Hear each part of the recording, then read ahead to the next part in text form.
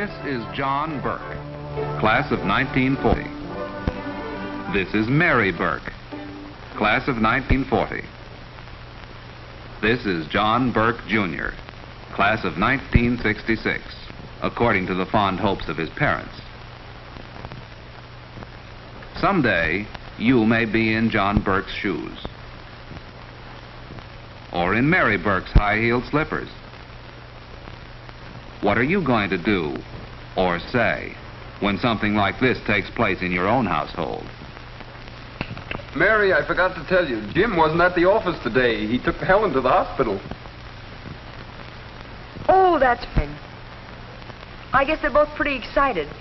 Do you think I should telephone the hospital? Oh, Jim will call as soon as the baby is born. I don't know which of them will be satisfied. I know Helen has a heart set on a girl. And I know Jim has his heart set on a boy. I can't wait. I'm going to telephone the hospital now.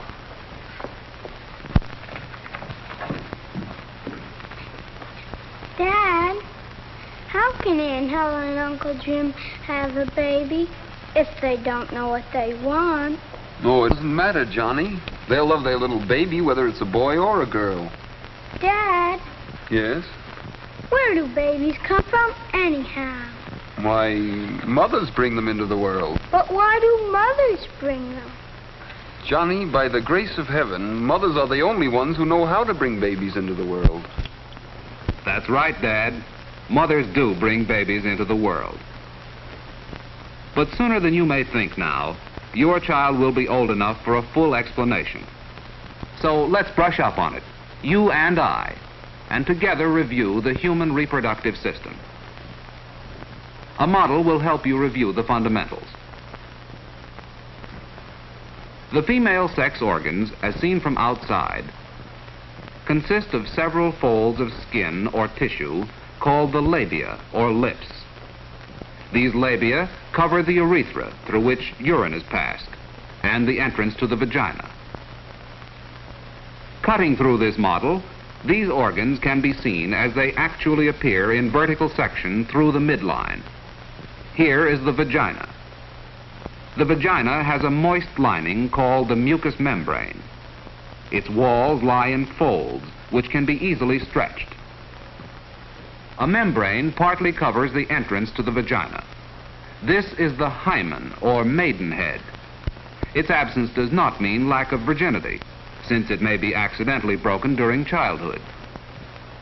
The uterus, shown here in a front view, is a small pear-shaped organ, normally only about half the size of a fist.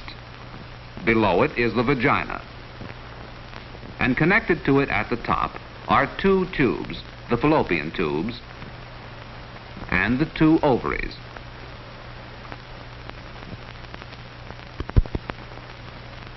In a section through these organs, we can see the cervix. This is the narrow neck of the uterus, and it extends into the vagina. The walls of the uterus are very thick, but may be stretched so that the uterus can enlarge to many times its original size during pregnancy. One end of the fallopian tube is open so that eggs or ova from the adjacent ovary may easily enter and be carried to the uterus. The ovary is a gland in which eggs are constantly being formed. Each almond-shaped ovary is about 1.5 inches in length. Besides producing eggs, these glands secrete fluids into the blood which are responsible for the development of female characteristics in other parts of the body, such as breasts, hair, and skin. But from puberty on, the primary function of the ovaries is the production of eggs. In a closer view, we can watch the development of an egg.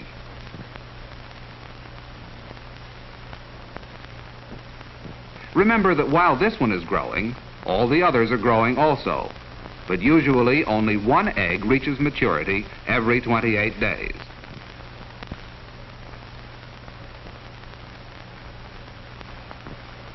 After reaching full development, it breaks through the ovarian wall and passes into the fallopian tube. This breaking through of the egg is called ovulation. The fully developed egg is only 1/200th of an inch in diameter. When mature, each egg is capable, if fertilized, of developing into a baby. Moreover, each egg carries all of the hereditary characteristics of the mother. Since the function of the uterus is primarily that of receiving the fertilized egg and nourishing the developing child, the walls undergo a regular cycle of preparation for this job. The lining of the uterus becomes soft and spongy and engorged with blood and fluids. This progresses during the final stages of the development of the egg, its extrusion from the ovary, and its passage through the tube. If fertilization of the egg does not occur, the uterine wall lining breaks down and is discharged from the body as the menstrual flow. If we call this onset of menstruation the first day of the menstrual cycle, we can watch the various elements as they recur during each 28-day period. After the menstrual flow stops, about the 4th day, the uterine lining begins to build up again. Meanwhile, eggs are being formed in the ovaries. In the normal cycle, ovulation occurs about the 14th day, and an egg is extruded into the fallopian tube. It starts its slow passage toward the uterus, but if not fertilized, it dissolves away or disappears in the tube. After the 28th day, menstruation occurs again, and the cycle is repeated.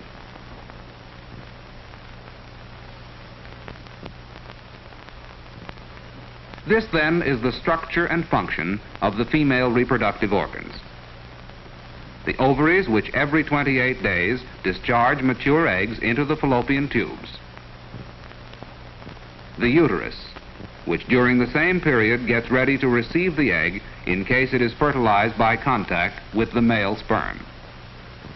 If fertilization of the egg does not occur, the egg itself dissolves or disappears, and the uterine wall linings, now deprived of their special function to nourish the developing child, break down and are discharged as the menstrual flow. Although the average menstrual cycle usually occurs every 28 days, in many cases it may be somewhat longer or shorter. Because it depends on the proper functioning of many glands, its normal time schedule may be easily upset by nervous strain, emotion, or illness. The process is regularly repeated, however, every 28 days, unless fertilization of the egg occurs and pregnancy begins. These are the facts of the female reproductive system. This is the information which you, Dad, should clearly understand before you can pass on correct knowledge to your child when he is old enough to understand. Daddy, Yes? why do babies have fathers? Oh, there wouldn't be any babies without fathers. But why? Well, your child is inquisitive. One day you'll have to tell him why babies do have fathers. And that brings us to the next chapter in our review of the story of reproduction, the structure and function of the male reproductive organs. The external male reproductive organs, as shown in this drawing, consist of the penis and the scrotum. The scrotum contains the testicles. In a section view, we can see that the penis and testicles are connected by a long tube. This is the urethral canal. It extends from the penis back past the prostate gland and seminal vesicles to join the tube leading from the testicles. In this same diagram, we can see also the bladder, which empties into the urethral canal. The testicles in men correspond to the ovaries in women, because they both are glands in which the reproductive elements are formed. If we examine a section of the testicle, we find that it is composed of small compartments filled with two kinds of cells. One kind produces an internal secretion which is carried in the blood and results in the development of male characteristics, such as skin, beard, voice, and body structure. The second, or lining cells, are constantly being changed into spermatozoa. Spermatozoa are the male sex cells. These spermatozoa, or sperm cells, are microscopic single cells, which are propelled by the lashing motion of their long tails. Like the ovum or egg of the female, each sperm cell contains all the hereditary characteristics which are passed from the father to the child. Spermatozoa are constantly being formed in the testicles and are stored in the mass of curled tubes seen here.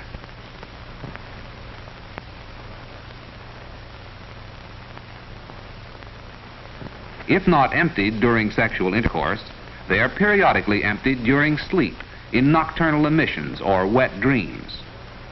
Wet dreams are a perfectly normal body function, which is nature's way of getting rid of stored up sperm. Therefore, the common belief that intercourse or masturbation are necessary to relieve the pressure of stored up sperm is absolutely not true.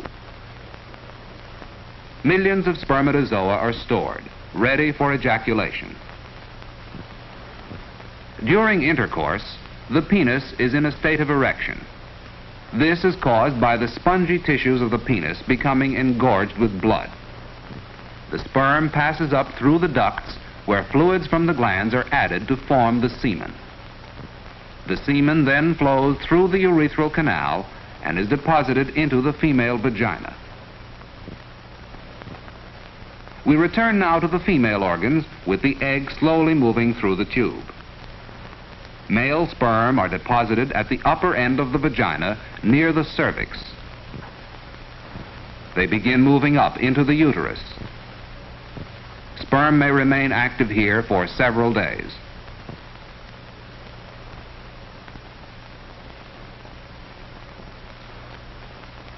The sperm move into the tubes and approach the egg. In this diagram, both the egg and the spermatozoa are greatly enlarged in proportion to the size of the organs shown. Normally, fertilization takes place while the egg is in the tube. Here we can see this fertilization in closer view. After one spermatozoan enters the egg, no others enter. The tail drops off. The nuclei of sperm and egg merge and the development begins. The fertilized egg develops by first splitting into 2, then into 4, 8, and so on. From this fusion of a single egg and a single spermatozoan, the child develops. These early divisions take place while the fertilized egg is still moving through the tube. As you may recall, the uterine wall has, during this part of the menstrual cycle, been preparing to receive this egg. The wall is rich with blood and lymph from which the growing organism will draw its nourishment. Nesting of the egg against the uterine wall brings about many glandular actions. These first cause a cessation of menstruation, and then, during the course of the egg's development into a baby, produce the many secondary physical and physiological characteristics of pregnancy. After the first 2 weeks, this fertilized egg enters the embryo stage. The embryo itself lies along the inner margin of the yolk sac and is in turn connected by a stalk to the membrane through which food will be absorbed. At this time, the embryo is still almost microscopic in size, but the largest portion is the yolk sac, which provides early nourishment. The development of the embryo is an interesting and highly complex process. During the first 4 weeks, the embryo increases rapidly in size. The yolk sac becomes progressively smaller as it is absorbed, but the mechanism for feeding from the mother has in the meantime been developed. At the 4th week, buds have appeared where the limbs will develop, and the embryo has now taken definite form. During the next month, the limbs assume more specific shape, and the head becomes large as the brain develops. The fetus, as it is now called, resembles most other mammals at a similar stage of growth. During the 3rd and 4th months, the fetus develops all the human facial characteristics: the fingers and toes and the external sex organs. At the end of the 4th month, the fetus averages about 6 inches in length, and its heartbeat may be heard for the first time. Development from this point on is that of extensive growth and refinement of individual organs and tissues.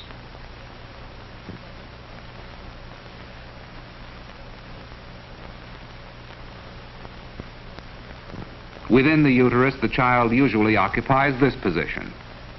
Here is the umbilical cord, which passes from the child to the placenta, commonly called the afterbirth. It is through this cord and placenta that nourishment is carried to the growing fetus from the 1st month to the day of its birth. In a closer view of this mechanism, we see that no direct connection exists between the circulatory system of the mother and that of the child. Food is carried in the mother's blood to the uterine wall. The placenta carries the bloodstream of the child to close contact with the uterine wall. By osmosis, food is carried across the spongy tissue from the mother to the child, while wastes from the child are similarly passed across to the bloodstream of the mother. This is the only contact between mother and child. There is no common bloodstream, as is frequently thought. As a matter of fact, all of the child's blood was formed within its own developing body. At full term, 9 months, the child has reached an average length of about 18 inches and an average weight of about 6 to 8 pounds. At this stage, the child is a completely developed living organism. The better you understand all of these facts, the better you will be prepared to discharge one of the greatest responsibilities of parenthood, the intelligent education of your child to the facts of human reproduction. Daddy, why did Aunt Helen have to go to the hospital to have a baby? Well, today most babies are born in hospitals. Are they sick when they're born? No, but mothers, in bringing babies into the world, need careful attention, and the hospital is the best place for that. Right, Dad. But you also know that an expectant mother requires medical attention from the very beginning of pregnancy, because from this time on, marked physical changes take place in her body. Here we see first the normal female figure, showing the uterus and vagina. As pregnancy continues, the uterus becomes more distended, with corresponding changes in body contour. The stomach, intestines, liver, and other organs are pushed out of normal position. Posture is changed. You can also see the enlargement of the breasts in preparation for feeding the infant. Yet, as marked as these physical changes appear, they are only temporary. Shortly after childbirth, most of them will disappear. Here, in a closer view, we see the fully developed child just before birth, in the usual position for delivery. Here is the uterus, greatly extended, the cervix still unopened, the vagina, and the pelvic girdle formed by the hip bones through which the child will pass. All but the pelvic girdle are tissues which can easily stretch. During previous examinations, the physician has informed himself of the position of the child and the size of the pelvis. And now he awaits the expected body action. This begins with rhythmic contractions of the uterus.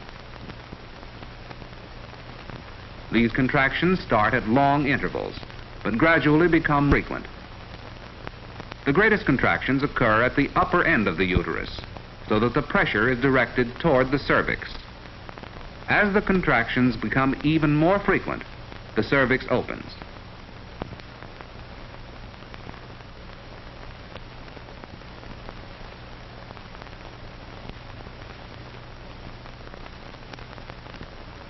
The vagina stretches to permit passage of the child, and aided by contractions of the abdominal muscles, the child is brought into the world in a normal manner. This, then, is the story of reproduction.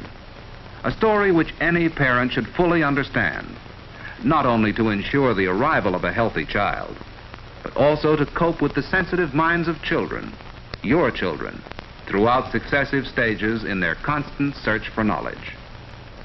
On your answers may well depend the physical and emotional health of future generations.